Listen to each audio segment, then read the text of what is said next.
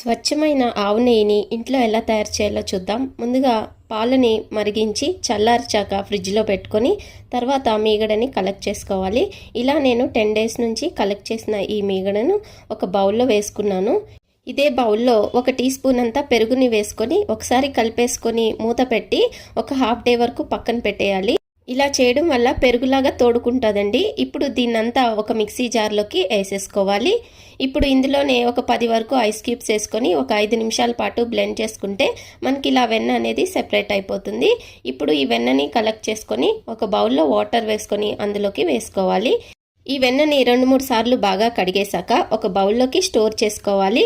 ఇలా స్టోర్ చేసుకున్న వెన్నని నెయ్యి చేసుకోవాలనుకున్నప్పుడు ఒక ప్యాన్లోకి యాడ్ చేసుకొని స్టవ్ మీద పెట్టి ఇలా కరిగించుకోవాలి.